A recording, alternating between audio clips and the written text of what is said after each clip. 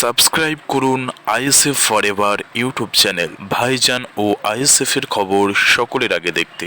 ওয়াকফ সংশোধনী বিল বাতিলের দাবিতে মুর্শিদাবাদে আইএসএফের কনভেনশন, নওশাদ সিদ্দিকীর কড়া বার্তা।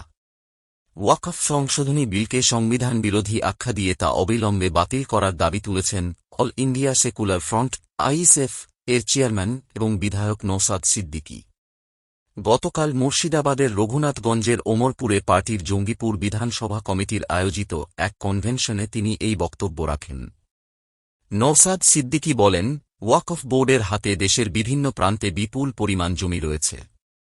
বিজেপি নেতৃত্বাধীন কেন্দ্রীয় সরকার কর্পোরেটদের হাতে সেই সম্পত্তি তুলে দিতে এই বিল আনতে চাইছে, যা কোনোভাবেই মেনে নেওয়া যায় না। এটি মুসলিম সম্প্রদায়ের পূর্বপুরুষদের দান করা সম্পত্তি, যা মুসলমান সমাজের উন্নতির জন্য ব্যবহার করা উচিত। এছাড়াও তিনি উল্লেখ করেন যে এই বিল শুধুমাত্র মুসলিমদের জন্যই নয়, দেশের অন্যান্য সম্প্রদায়ের সম্পত্তির উপরও ভবিষ্যতে আক্রমণ হতে পারে। তিনি ওবিসি সংরক্ষণ বহাল রাখার প্রয়োজনীয়তার উপর জোর দিয়ে বলেন, বর্তমান আর্থসামাজিক প্রেক্ষাপটে দাঁড়িয়ে সংরক্ষণ অত্যন্ত জরুরি। এছাড়াও ভিন রাজ্যে পরিযায়ী শ্রমিকদের উপর চলমান অত্যাচার এবং গণপ্রহারে মৃত্যুর ঘটনাগুলির তীব্র নিন্দা করেন তিনি।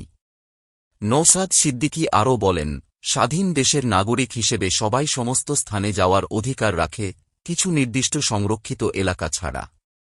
কিন্তু সাম্প্রদায়িক ও প্রাদেশিকতাবাদী প্রচারের কারণে পরিযায়ী শ্রমিকদের উপর অত্যাচার বাড়ছে। তিনি পশ্চিমবঙ্গ সরকারের উদাসীনতারও সমালোচনা করেন এবং বলেন, শাসক দলের শাসানি সংস্কৃতি বেশিদিন চলবে না, জনগণই এর অবসান ঘটাবে।